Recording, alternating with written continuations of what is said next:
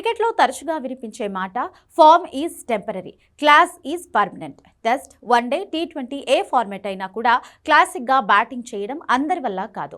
మీరు నాటుగా పరమనాటుగా బ్యాటింగ్ చేసే వాళ్లను టీ20 ఫార్మాట్లో చూడొచ్చు. కానీ క్లాస్గా తెలుగులో చెప్పాలంటే కళాత్మక విధ్వంసాన్ని కొందరు బ్యాటర్లలోనే చూస్తుంటాం. ఈ జాబితాలో ప్రస్తుత తరంలో ఎప్పుడూ ముందుంటే పేరు విరాట్ కోహ్లీ.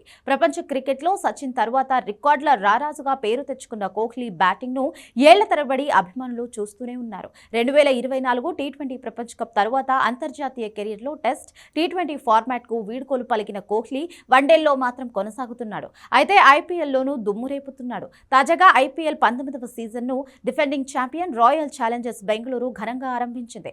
హోమ్ గ్రౌండ్లో సన్ రైజర్స్ను చిత్తుగా ఓడించింది. ఈ విజయంలో విరాట్ కోహ్లీ ఎప్పటిలానే అద్భుతమైన బ్యాటింగ్తో అదరగొట్టేశాడు. అయితే ఈసారి క్లాస్ బ్యాటింగ్తో చిన్నస్వామి స్టేడియంలోని అభిమానులను ఉర్రూతలూగించాడు. అదేదో సినిమాలో చెప్పినట్టు ఎవరైనా కోపంగా కొడతాడు, బలంగా కొడతాడు, కానీ కోహ్లీ మాత్రం చాలా శ్రద్ధగా కొట్టాడు. దానినే క్లాసిక్ బ్యాటింగ్ అంటారు. క్రికెట్లో ఎన్ని ఫార్మాట్లు వచ్చినా క్లాసికల్ బ్యాటింగ్ కు ఉండే అట్రాక్షనే వేరు. తనలోని ఆట ఇంకా తగ్గలేదని వింటేజ్ బ్యాటింగ్తో అందరికీ చూపించాడు. టీ20 ఫార్మాట్లో విధ్వంసకర బ్యాటింగ్ ఎవరైనా ఆడతారు. అయితే ఆ విధ్వంసానికి క్లాస్ షాట్స్ తోడైతే దానిని అసలైన ఉదాహరణ శనివారం కోహ్లీ ఆడిన ఇన్నింగ్సే.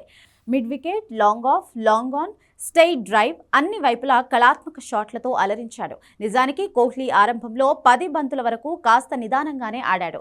అయితే పడిక్కల్ అవుట్ అయిన తరువాత గేర్ మార్చాడు. 38 బంతుల్లోనే 5 ఫోర్లు, 5 సిక్సర్లతో 69 బంతులతో నాట్అవుట్గా నిలిచాడు. విరాట్ దెబ్బకు ఆర్సీబీ 15.4 ఓవర్స్లోనే ఆర్సీబీ టార్గెట్ అందుకుంది. నిజానికి రిటైర్మెంట్ తర్వాత కోహ్లీ ఆట మరో స్థాయికి చేరిందా అనిపిస్తోంది.